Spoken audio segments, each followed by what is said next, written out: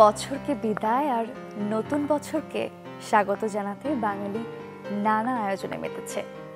চারপাশে সাজ রূপ শুরু হয়ে গেছে। বাঙালির পাশাপাশি পাহাড়ের বিভিন্ন ক্ষুদ্র নৃগোষ্ঠীও নানা সাজে নানা আয়োজনে পালন করছে। বিহু, বিঝু, বিশু, বৈশু, চাংক্রান, সাংগ্রান সহ কত না নামে এই আয়োজন। তবে সব আয়োজনে একটাই প্রত্যাশা, আসছে বছর যেন সুন্দর আর মঙ্গলকর হয়।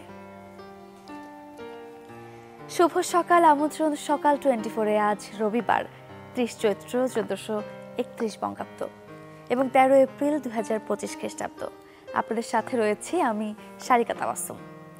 দর্শক, শুরুতেই বলছিলাম বাংলা বর্ষ বিদায় আর নতুন বছর বরণে বিভিন্ন জায়গায় আয়োজন চলছে। বান্দরবানে পালিত হচ্ছে সাংগ্রাই উৎসব। এই উৎসব নিয়ে আমরা আরো জানবো। আমাদের সঙ্গে এই মুহূর্তে যুক্ত হচ্ছেন সহকর্মী ইয়াসিনুল হাকিম।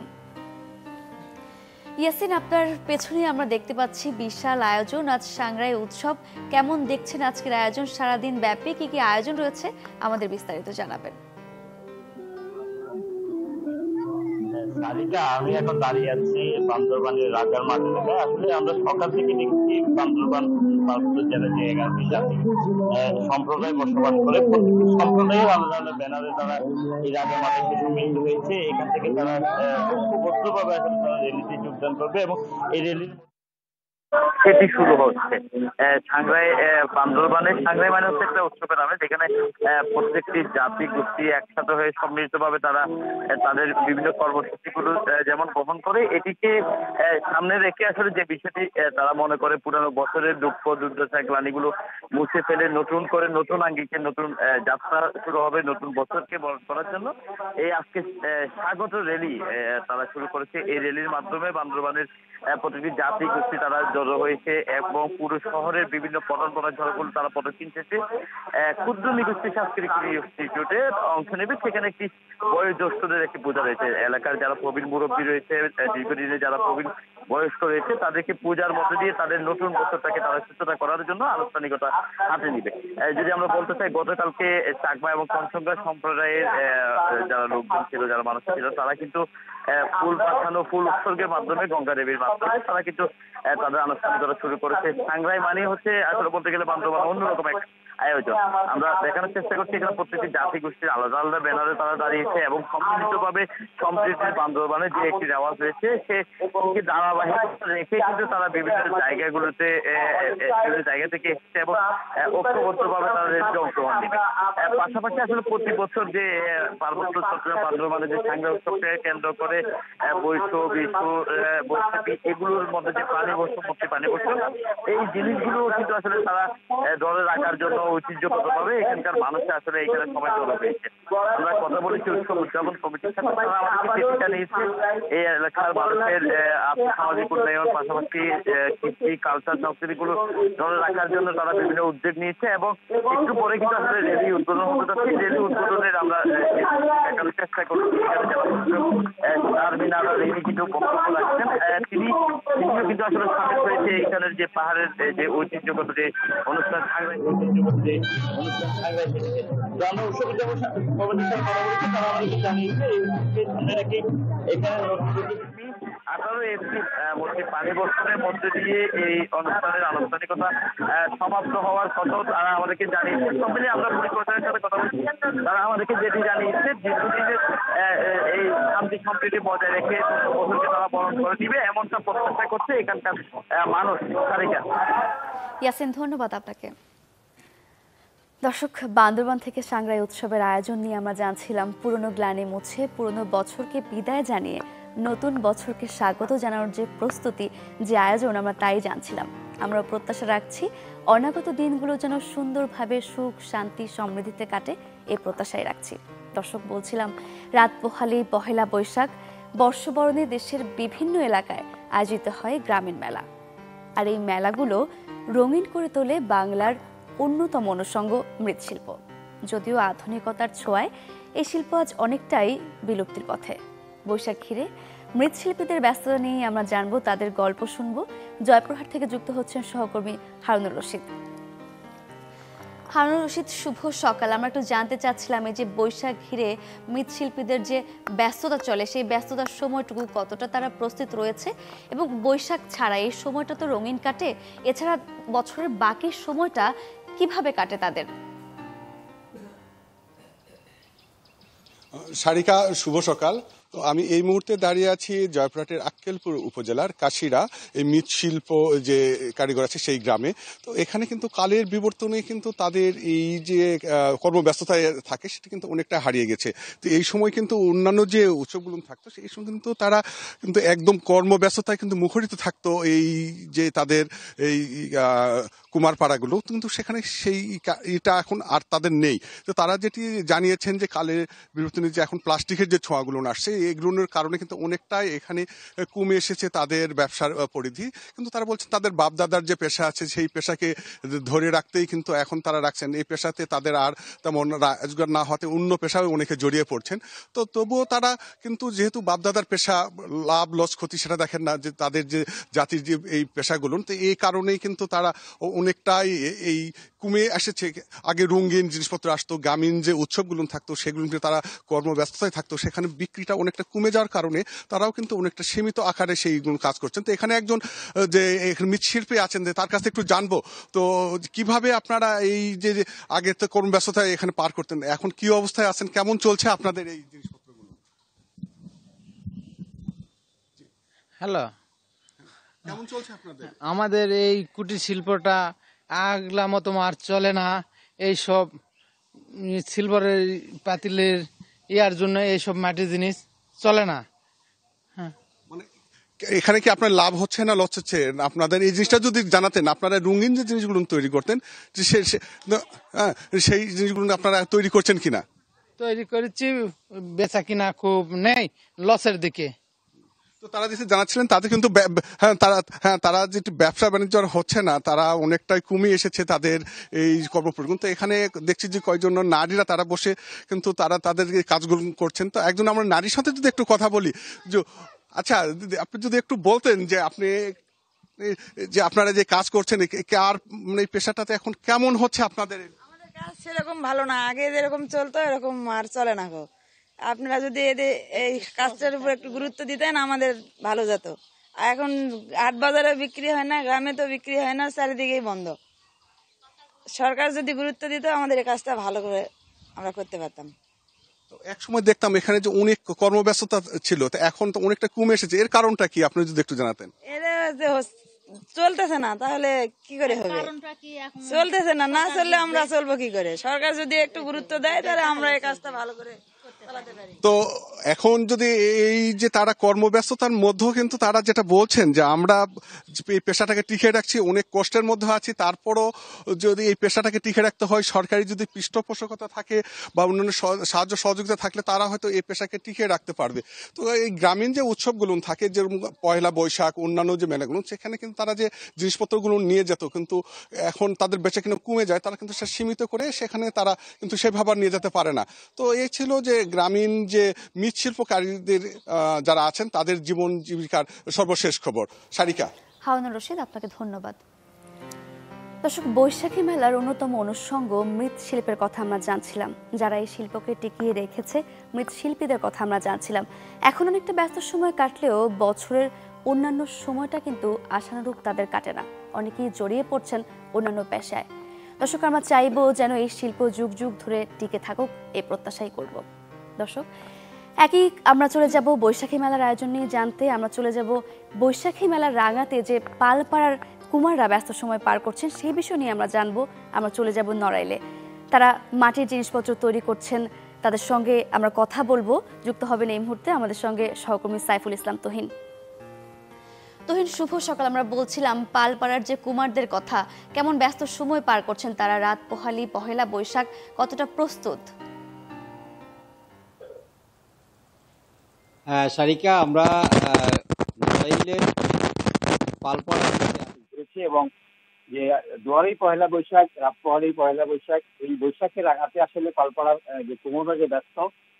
যদিও আর একটা বিষয় আছে, সেটা হচ্ছে যে এই চৈত্র মাসের পরে আর কিন্তু এক মাস কুমোরের যে টাকা, সে টাকাটা বন্ধ থাকে, যে কারণে এই সময়েও পালারা অনেক বেশি কাজ করে থাকেন। এরা রেওয়াজ অনুযায়ী দীর্ঘদিন ধরে তারা এই 1 মাস পাল বন্ধ রাখেন, টাকা বন্ধ রাখেন। এখন আমরা দেখছি যে নড়াইলের নজিরপুর থেকে শুরু করে বিভিন্ন জায়গায়, যেহেতু আগামীকাল পয়লা বৈশাখ, তারা বৈশাখের যে মেলাগুলো রাঙাতে বা মেলাগুলো যে পছন্দে যাবেন, সেই রঙিন খেলনা, বিভিন্ন ধরনের পুতুল, হাড়ি পাতিল এগুলো রং করছেন একেবারে শেষ বেলায় আর কি। এর আগেও সেগুলো করেছেন, তারপর সেগুলো আসলে আবার মাঠে দিয়ে তৈরি করে সেটা আবার পোড়াতে হয়, পোড়ানোর পরে সেটা মানে রং করতে হয়, তারপরে সেটা মেলায় ওঠে।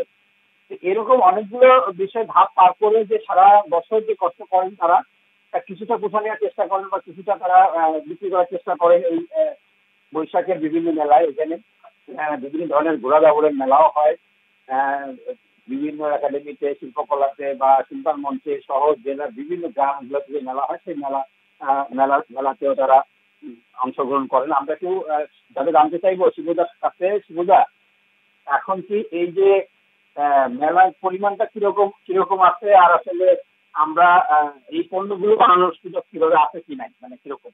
মেলা আসলে মেলায় আমি সারা বছর মেলায় বিক্রি করি, তৈরি করি, সুযোগ আছে এবং সারা বছরই আমার এটা জীবিকা নির্বাহের একমাত্র পথ। তাই আমরা চাচ্ছি গতবারের মতো যেন এবারও পয়লা বৈশাখ থেকে শুরু করে সপ্তাহব্যাপী অনুষ্ঠান হলে আমাদের মোটামুটি হবে, তাতে রঙের যে দাম খরচ যে পরিমাণে বৃদ্ধি হয়েছে, যাতে আমাদের এবার খুব মানে না দেওয়ার অবস্থার ভিতরে আমরা পড়ে আছি। তবু কি করবো, অন্য কোনো উপায় নেই, তাই আমি এটা করি বিভিন্ন ধরনের।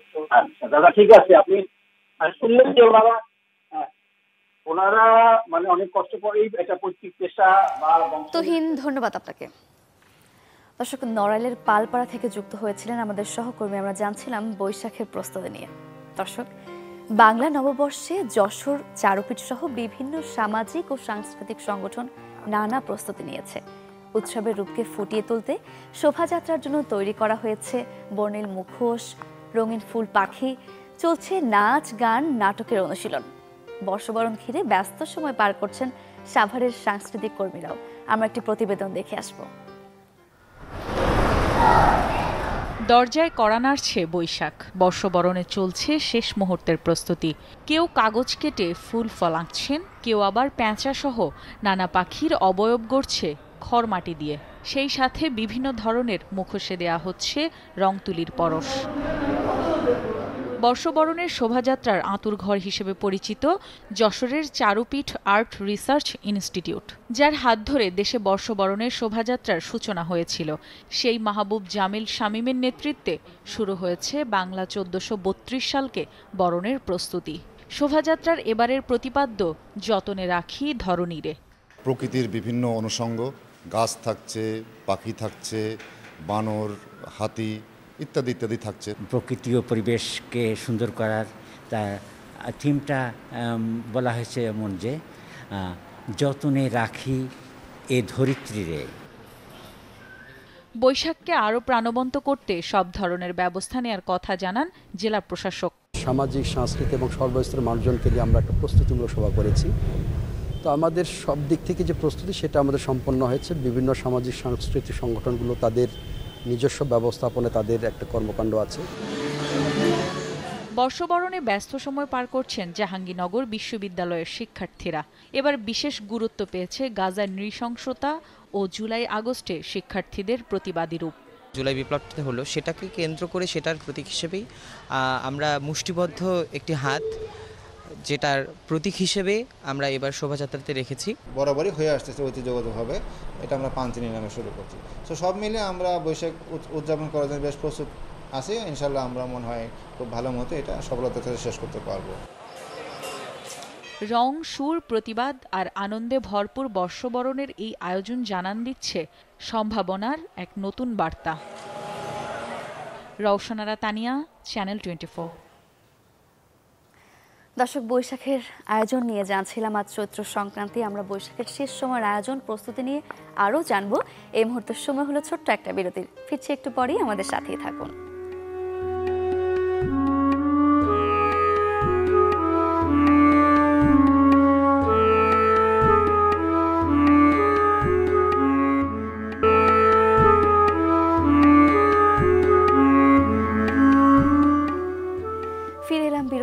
আবারও আমন্ত্রণ সকাল 24-এ।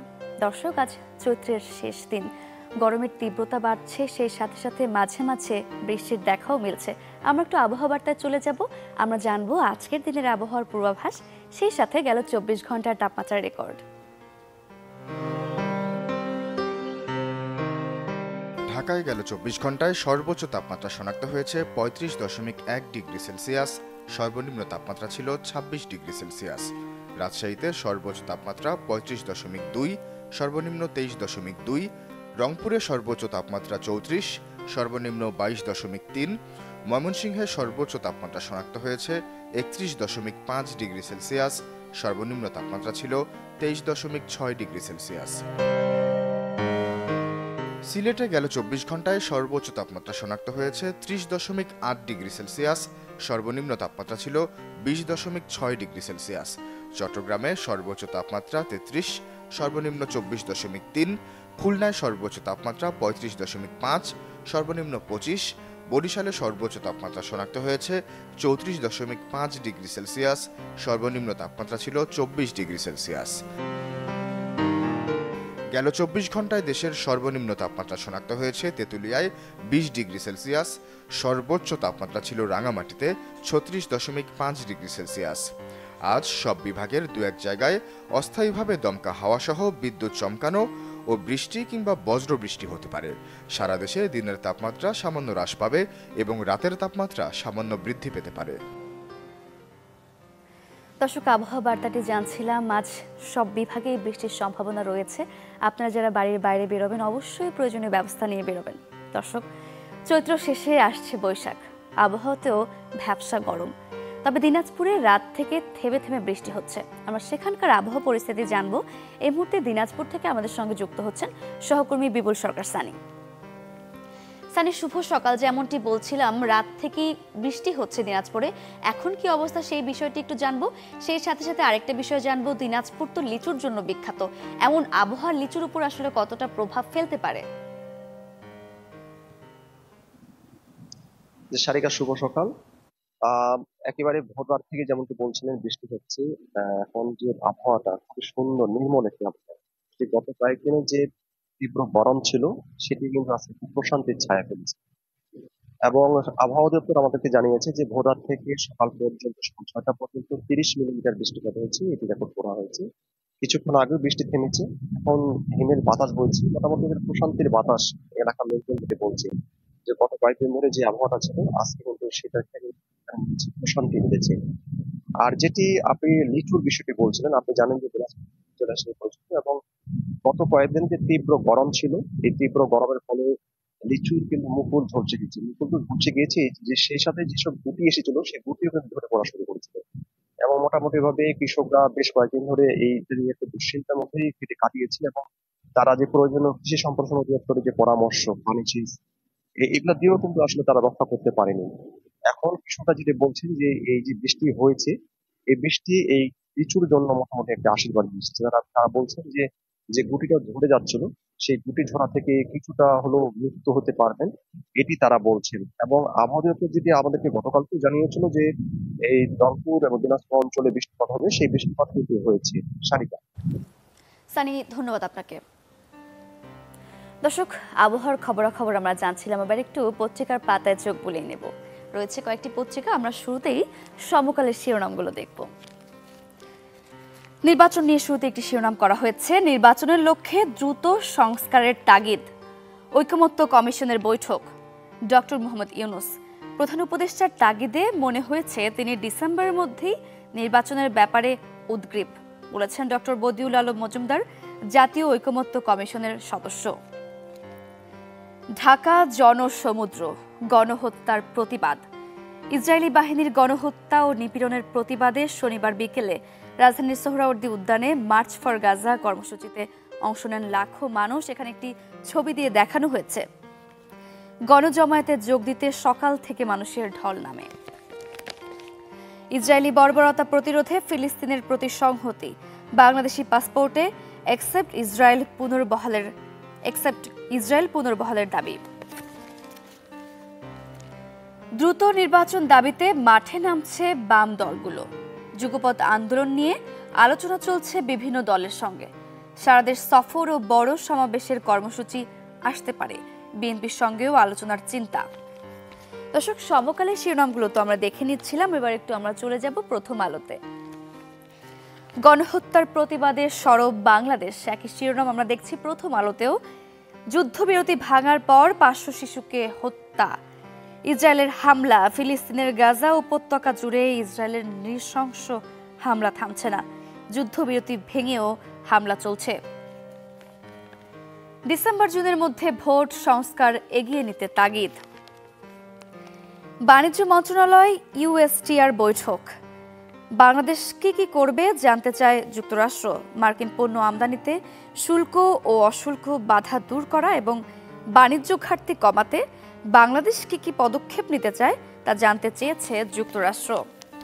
প্রথম আলোর শিরোনামগুলো আমরা দেখে নিলাম, আমরা চলে যাব এবার দৈনিক ইত্তেফাকের শিরোনামগুলোতে। মহাজনসমুদ্রে গগন বিদারী স্লোগান, ফিলিস্তিন ফিলিস্তিন। গাজা ইসরায়েলি বাহিনীর গণহত্যার প্রতিবাদ জানাতে মার্চ ফর গাজা কর্মসূচির আওতায় গতকাল রাজধানীর সোহরাওয়ার্দী উদ্যানে লাখো মানুষের ঢল। প্রত্যেকটি পত্রিকাতেই এই শিরোনামটি করা হয়েছে। ফিলিস্তিনিদের পাশে আছে বাংলাদেশের সব মানুষ। মার্চ ফর গাজা কর্মসূচিতে সব পথ মিশেছিল সোহরাওয়ার্দী উদ্যানে। ইসরায়েলের সঙ্গে সব সম্পর্ক ছিন্ন করার আহ্বান। এরকম বাংলাদেশ কখনো দেখেনি কেউ আগে। ফিলিস্তিন ফিলিস্তিন গগন বিদারী স্লোগান রোনাজারিতে ঢাকার বুকে রচিত হয়েছিল একখণ্ড ফিলিস্তিন। মামলা বাণিজ্য বন্ধে পুলিশের নির্দেশনা, ঊর্ধ্বতনের অনুমতি ছাড়া গ্রেফতার নয় ডিএমপি, গ্রেফতারের আগে পর্যাপ্ত তথ্য প্রমাণ থাকতে হবে। সচল হচ্ছে পরিত্যক্ত 7 বিমানবন্দর, জুলাইয়েই বিমান উড়বে বগুড়ায়। সড়ক ও রেলপথে চাপ কমিয়ে পর্যটন খাতসহ অর্থনীতি চাঙ্গা করতে দেশের বিভিন্ন জেলায় ব্রিটিশ আমলে নির্মিত 28টি বিমানবন্দরের মধ্যে দ্রুত সচল হচ্ছে পরিত্যক্ত 7টির কার্যক্রম। দর্শক, দৈনিক ইত্তেফাকের পরে আমরা চলে যাব কালের কণ্ঠে।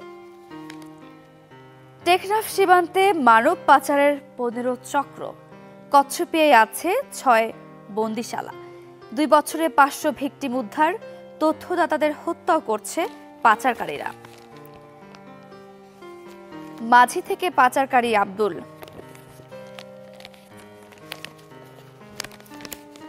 আদানির বিদ্যুৎ কেন্দ্রের একটি ইউনিট 17 ঘন্টা পর চালু।